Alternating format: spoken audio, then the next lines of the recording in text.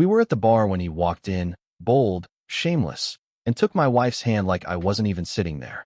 He pulled her aside, his stare slicing straight through me, and with a smirk that could curdle blood, he said, "A queen like her belongs to a real king, not some spineless boy like you."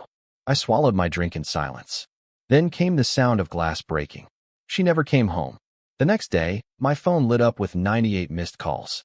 I didn't answer a single one. Instead, I tore her world apart. But let's rewind. That night started like any other Thursday. At Harper's, her favorite lounge. Dim lights, overpriced cocktails, walls lined with too many mirrors reflecting a version of us I barely recognized. Emily had spent 2 hours getting ready, the way she always did when she craved attention. Not mine. She looked stunning, don't get me wrong. That red dress, slid high up her thigh, lips glossed in a shade that didn't taste like mine anymore. She laughed too loud, smiled too wide. And me? I was a prop. Jason Reynolds, the steady husband. Quiet. Foolish. I'd started noticing the cracks before that night, the unfamiliar perfume clinging to her hair, the phone she guarded like it held nuclear codes, the late girls' nights that ended at 3 a.m., her hair tousled, her eyes too alive. But I swallowed it all. I wanted to believe. I wanted to be wrong. But that night tore the veil clean off. I was halfway through my second whiskey when he showed up. Tall, tattooed, oozing arrogance. Later, I'd learn his name, Tyler Brooks. But in my mind, he'll always be the man who walked up and claimed my wife like she was a necklace I'd borrowed for the evening. No hesitation. No shame. He grabbed her hand like he'd done it 100 times, pulling her off that bar stool. And Emily? She followed, like a dog trailing its master. No glance back. Not a word. Just that smirk, as if I'd always been the punchline to their private joke. When he threw out that line about a queen and a king, my blood turned to ice. But I didn't move. I didn't yell. Didn't swing. I downed my drink like it was nothing. Nodded like he'd just told me the weather. Stared at the glass in my hand. That's when I heard it. The crash. Shattered glass on tile. I looked up. She was gone. And I sat there. Alone. For a long, long time. The bartender leaned in, asking if I was okay. I tipped him 100 and told him to mind his own. Then I walked out into the freezing night with one thought burning in my chest. This wasn't over. She didn't come home. Not that night. Not the next morning. Just her name flooding my screen. 98 missed calls. 100 unread messages. Jason, please. It's not what you think. Come home. Let's talk. Don't do anything crazy. But she was too late. You don't get to shatter a man and expect him to crawl for the pieces. I drove to her mother's house first. Knocked with knuckles still white from gripping the wheel. Carol opened the door.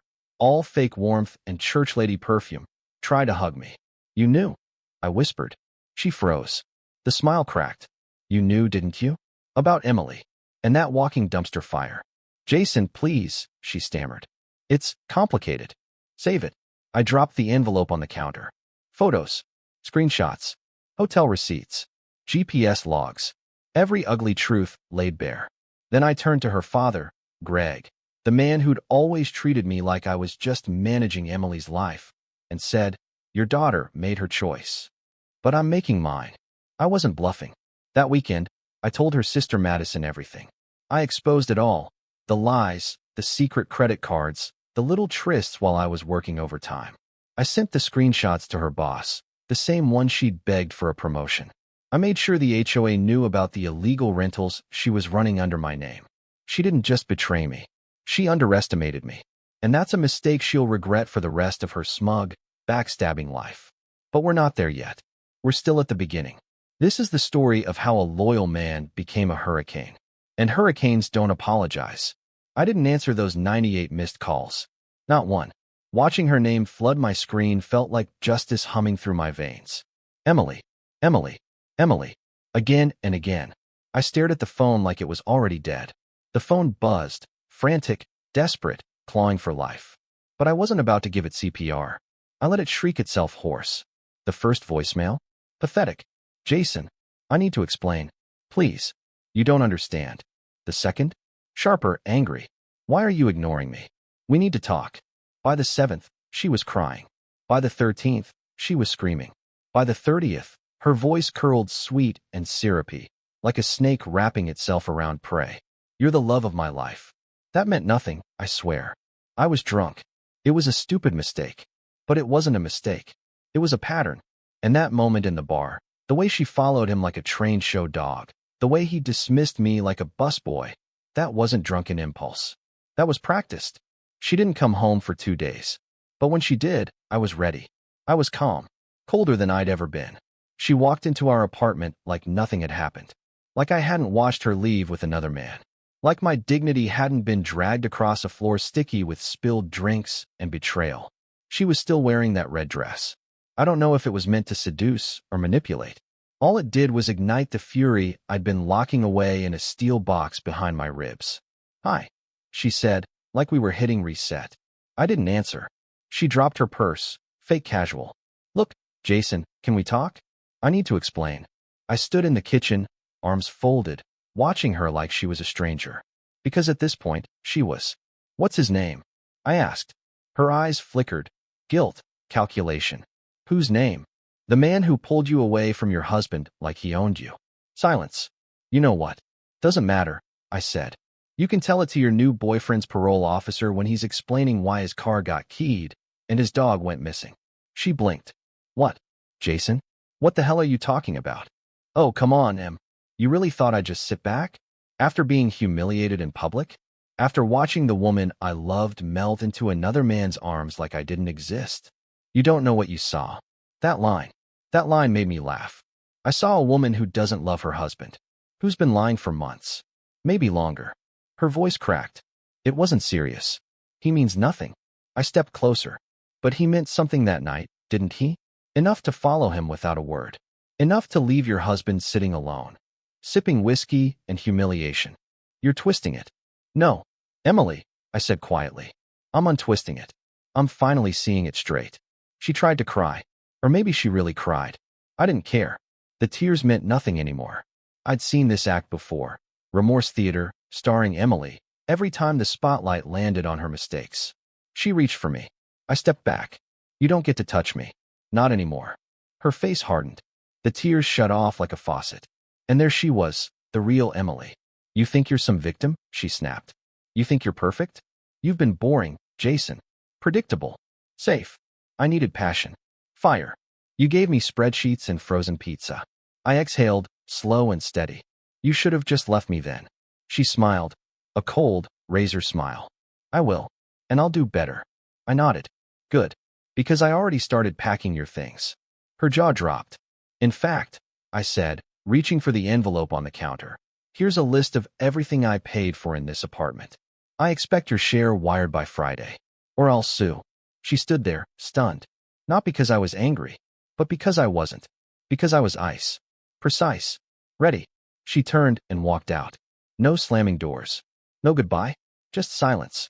But I wasn't broken. I was becoming something else. After she left, I didn't cry. Didn't scream.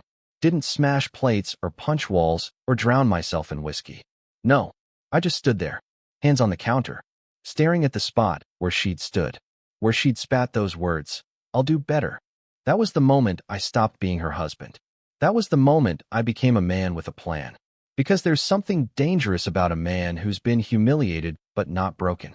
Something unpredictable about a man who stays calm when the world flips upside down. Because you can't read him. And you don't know what he's going to do next. Neither did she. The next few days were quiet, but they weren't empty. I was moving. Deliberate. Surgical. A man with a scalpel and a score to settle. I wasn't just going to erase her from my life. I was going to make sure she felt every slice. She underestimated me. Most people did. Emily always liked to paint me as the nice guy, the quiet one who never raised his voice, never pushed back too hard, never questioned her late nights or flimsy excuses. But what she never realized, what none of them realized, was that I never forgot a single lie. I had a file. Not just in my head. An actual, physical file. Screenshots. Emails. Statements. I'd started it months ago, quietly, after a text lit up her phone one night. It was from Monica, asking, "Was last night too rough?" Emily said Monica was a coworker. And sure, it came from a woman's number. Until I traced it. Burner phone. Registered to a guy named Corey Simmons. Another little secret she thought she'd buried. I let her believe I bought the story. That was the night I started collecting. And now, Now that the mask was fully off and she was out of the apartment, I opened the folder and smiled. Corey Simmons, Tyler Brooks, Ben Callahan. 3 names. 3 different men she'd been entertaining while I was breaking my back, trying to build something real. One of them had even borrowed my car while I was out of town. She told me her brother needed it. She doesn't even have a brother. The storm behind my smile began to churn. I started with her job. Emily worked at a boutique PR firm. Image was everything, sleek, polished, scandal-free. So I printed a few of the more colorful photos I'd found. You'd be surprised how many selfies people snap in hotel mirrors after doing things they shouldn't be proud of, especially when they're trying to bait jealous lovers. I had pictures of her in hotels she swore she'd never set foot in. Texts where she joked about riding the real king while taking Jason's money. I mailed them, anonymously, to her boss. I knew it would rattle her. I wanted it to. 3 days later, she showed up at the apartment again. I saw her through the peephole before she knocked. Her hair was tangled, eyeliner smudged, face pale. She looked less like a queen and more like a girl without a castle. I opened the door. "Jason? What the hell did you do?" she demanded. Not a greeting. Not an apology. Straight to accusation. I shrugged. Not much. Just returned the favor. You sent those to my boss. Are you crazy? No, I said calmly. Crazy is thinking you could do what you did and walk away clean. I got suspended. You ruined my reputation. Good, I said. Now we're even. Her voice cracked again, slipping into that whiny, manipulative tone she always used when she realized she'd gone too far. I made mistakes, okay? But you're being cruel now. I smiled. No, Emily. You were cruel. I'm just efficient. She didn't expect that. She stood frozen, lips parting like she wanted to cry again, but nothing came. Then she turned and walked down the hall without another word. But I wasn't done. That was just the warm-up. I still had her family to handle. Because loyalty cuts both ways. And theirs? About to be tested. Emily always said her family was everything. What she meant was, they always took her side. Her mother, Carol, the passive-aggressive puppeteer who smiled while slicing you with her words. Her father, Greg, the king of polite silence who never once called out his daughter's lies. And Madison, the golden sister, always looking at me like I was a temp hire in Emily's life. I used to play nice. Used to grit my teeth through holidays and nod politely when Carol said things like, "A real man knows when to let his wife lead." Not anymore. Emily had shattered something sacred. And if her family helped her do it, then they could burn in the fallout too. It started with a brunch invite. Carol messaged me 2 days after Emily's last visit, pretending nothing had happened. "Hi, Jason. Would love to catch up this weekend. We miss you. Come by Sunday. I'm making those cinnamon rolls you love." I stared at the message for a full minute before replying. "I'll bring dessert." Sunday came. I showed up with a flash drive in my pocket and an appetite for truth. The table was set perfectly. White tablecloth, glassware gleaming under soft light. And those smiles, tight, plastic, stretched across their faces like masks that had long since lost their shine. Emily wasn't there. They told me she was staying with a friend. I didn't ask who. I already knew. So, Carol began, pouring me coffee like I was still her son-in-law. "How have you two been? I know relationships hit rough patches." I leaned forward, smiling coolly. "We're past the patch." I paused. "We've hit the cliff." Greg cleared his throat, suddenly fascinated by the pattern on his napkin. Madison raised an eyebrow. "She told us you've been lashing out." "Oh," I said, reaching into my jacket. I placed the flash drive on the table, delicate, deliberate, like setting down a loaded weapon. "Want to see why?" Carol's smile faltered. "Jason, what is this?" "Evidence," I replied. "Screenshots, hotel receipts, audio clips, your daughter's greatest hits." "Jason, this is unnecessary," Madison protested, leaning back. "No," I cut her off, voice sharp. "What's unnecessary is all of you pretending Emily's a saint while she's out there using me like a doormat and laughing behind my back. You knew. Every one of you knew something. And no one said a damn word." Greg finally spoke, low and strained. We didn't know the extent." "You knew enough," I snapped. "Carol, remember that night you said she stayed at your place? She wasn't with you. She was at the W Hotel with a guy named Corey. I found the charge on her joint card. You co-signed the lie." Her mouth fell open, but I didn't stop. "Greg," I turned to him. "Remember when you borrowed my car for that weekend emergency? That was the weekend she let her lover drive it. You covered for her too. I stood. My chair scraped back like punctuation. Here's how it goes. I'm done. You're done. She wants to be a queen? Let her build her own damn kingdom. Carol's hands trembled as she reached for her cup. You can't just erase us. Watch me. I left the flash drive on the table and walked out without touching my coffee. An hour later, Emily called. Straight to voicemail. This time, pure venom. You think humiliating my family makes you the bigger person? You just made enemies out of people who used to love you.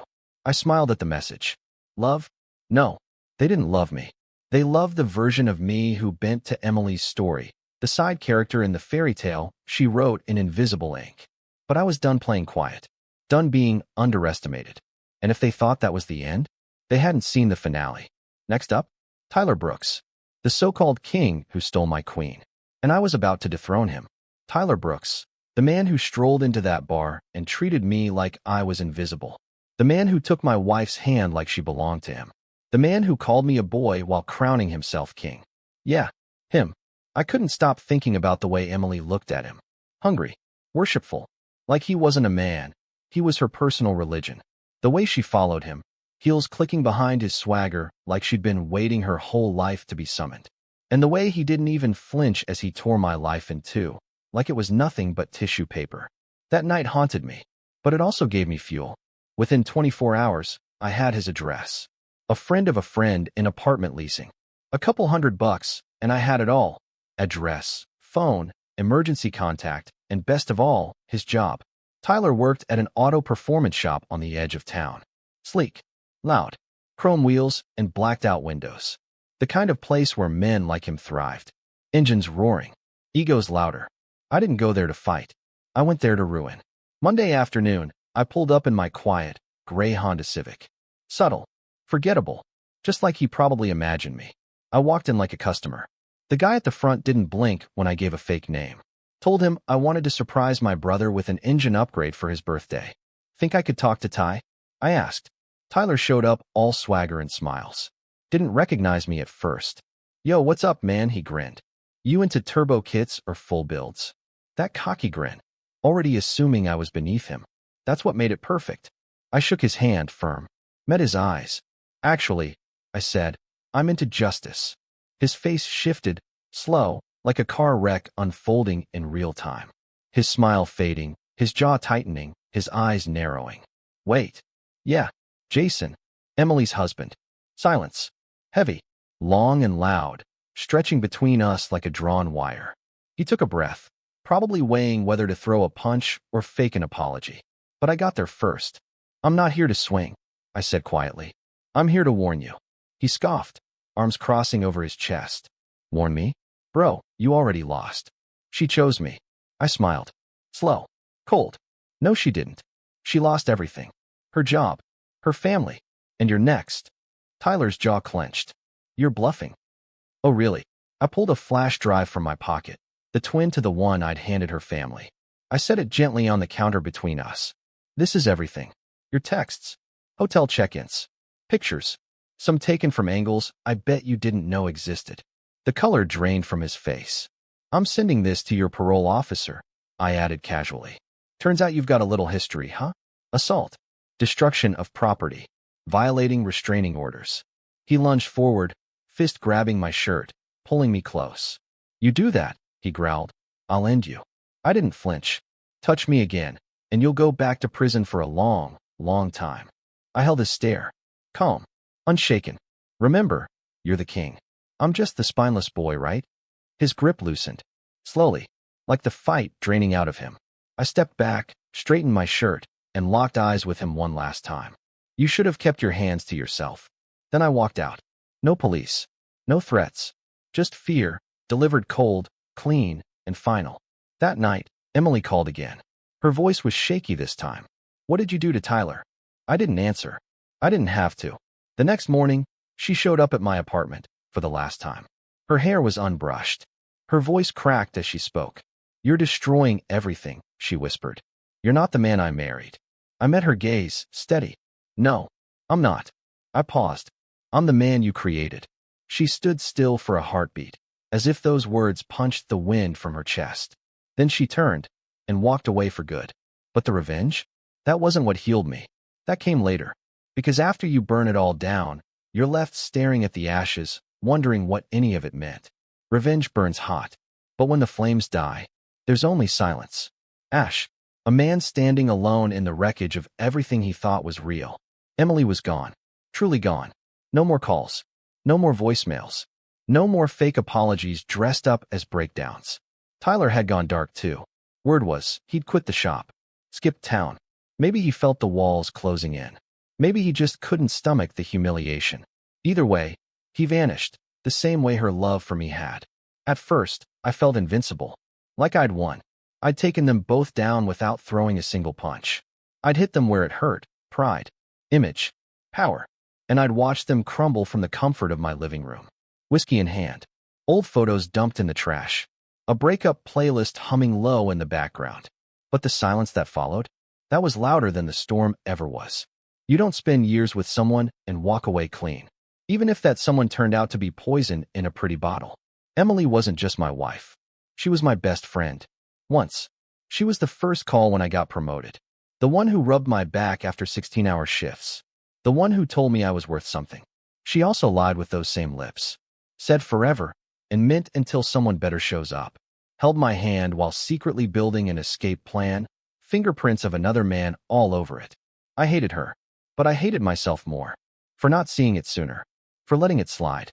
For accepting breadcrumbs and calling it a feast. I'd been so afraid of losing her, I hadn't realized I already had. Long before the bar. Long before Tyler. She'd been gone. Emotionally checked out. And I'd been too scared to admit it. So I started walking. Every evening. Just me in the pavement. Headphones in. Hoodie up. Trying to find the pieces of myself scattered in the quiet corners of the city. Sometimes, I'd end up at places that used to mean something. The diner where we had our first date. The bridge where we kissed in the rain. The park bench where we once dreamed about having kids. Each place held a ghost. And every ghost whispered the same truth. She never really loved you. Not the way you deserved. That truth, sharp, bitter, sat heavy on my tongue. But somehow, it also felt freeing. I started therapy. Something I used to roll my eyes at.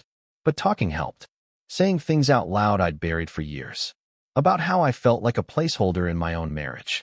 About how I'd twisted myself into a shape she wanted. Until I couldn't even recognize who I really was. Turns out, healing isn't loud. It's quiet. A slow rebuild. Brick by brick. Some days were good. Some were brutal. I'd wake up with phantom memories. The way she laughed when it was real. The crinkle of her nose when she was annoyed. And for a split second, I'd miss her. Then I'd remember the red dress. The hotel receipts. The man who grabbed her hand like I wasn't even there. And just like that, the ache hardened back into purpose. I started reaching out to old friends. People I'd pushed aside during the Emily years. I poured myself into work. Not just to stay busy, but because I finally saw my worth outside the reflection she used to cast back at me. I wasn't the boring guy she made me believe I was. I was loyal, consistent, kind. And those things weren't weaknesses. They were gold. She just didn't know how to hold it. Now I did. But I wasn't ready to move on yet. First, I had to forgive the one person I'd been blaming the most. Myself. Forgiveness doesn't arrive all at once. It comes in flashes, like headlights in the dark. Sudden, blinding, then gone again. I stood in front of the mirror one morning, brushing my teeth, and barely recognized the man staring back. Not because he looked broken, he didn't. In fact, for the first time in a long time, there was something solid in his eyes. But beneath that new armor stood a man who'd been stripped down, piece by piece, by someone who was supposed to protect him. And the hardest truth? I let it happen. That was the bitterest pill, not Emily's lies. Not Tyler's betrayal. Not even the public humiliation. It was me. The way I saw the signs and looked away. The way I clung to a fantasy while reality screamed in my face. I thought love meant enduring. I thought marriage meant sacrificing, even if I was the only one bleeding.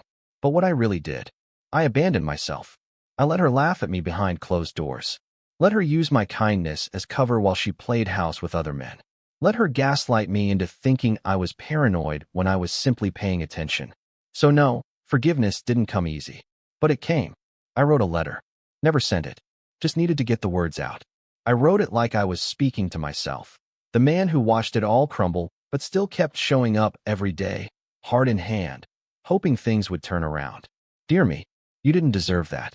Not the lies, not the betrayal, not the public humiliation.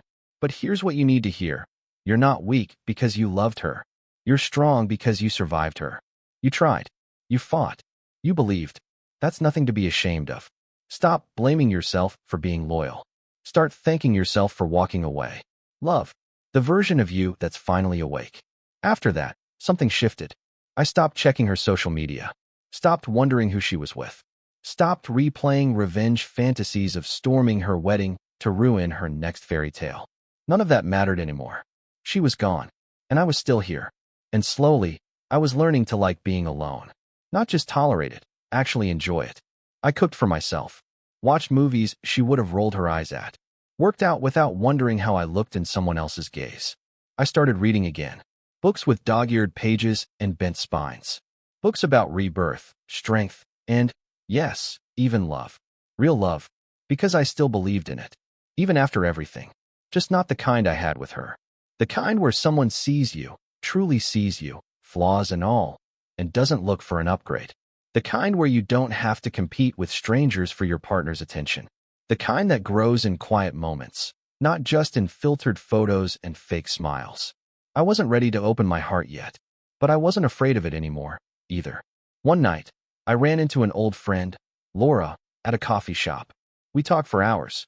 She didn't ask about Emily. She didn't pity me. She just laughed at my dry jokes, shook her head fondly, and told me I looked different, stronger. I didn't feel a spark. Not yet. But for the first time in a long time, I felt seen. And that was enough. They say closure is something you give yourself. I used to think that was just a phrase people threw around when they couldn't get the answers they wanted. But it's true. There's a moment when you finally realize the apology you've been waiting for, it's never coming. And you don't need it. It happened on an ordinary Tuesday morning. Quiet. Unremarkable. I was sipping coffee, scrolling through emails, when her name appeared one last time. Emily Reynolds. No message in the preview. Just her name. Like a ghost knocking gently before fading away. I stared at the screen for a moment, then clicked it open. Jason, I know you probably hate me. I don't blame you. I deserved everything you did. I just wanted you to know I lost everything. Tyler's gone. My job's gone. My family barely speaks to me. I thought I was chasing something real, but it was all noise. You were the real one. I just didn't see it in time. I hope someday you can forgive me. I hope you find someone who treats you better than I did. Goodbye, Emily. I didn't reply, not because I was angry, but because I didn't need to. Her words didn't stir heartbreak, or rage, or regret, just stillness. Like reading the last page of a book you'd already finished and shelved long ago. And in that moment, I realized I had already healed. The war inside me was over. She wasn't my burden anymore. Her chaos, her drama, her manipulations. I let them go. And in letting her go, I found something better than revenge. Peace. It didn't happen overnight. Healing came in steps, in silence, in small victories. It came when I could pass our old places and feel nothing. When I could say her name without bitterness curling on my tongue. When I could laugh, genuinely laugh, without her shadow dimming the sound. One day, I went back to Harper's, the bar where everything fell apart. Not to relive the pain, to reclaim the memory. I sat at the same table, ordered the same whiskey, but this time, there was no weight pressing on my chest, no heat rising in my throat.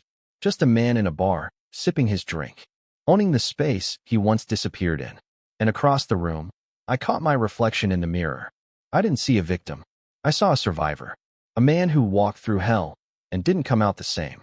He came out better. A few weeks later, I ran into Laura again, the girl from the coffee shop. We went for a walk. No pressure, no expectations, just conversation. We talked about music, books, places we wanted to see someday. She smiled at me, the way I used to dream someone would. Soft, sincere, honest. And maybe, just maybe, that's where the next chapter begins. But whether she stays in my life or not, I'm okay. Because I'm no longer waiting for someone to choose me. I choose myself. Every day. So here's my advice, if you're still reading. If you're the man sitting alone in the silence, wondering what went wrong, stop chasing explanations. Stop blaming yourself.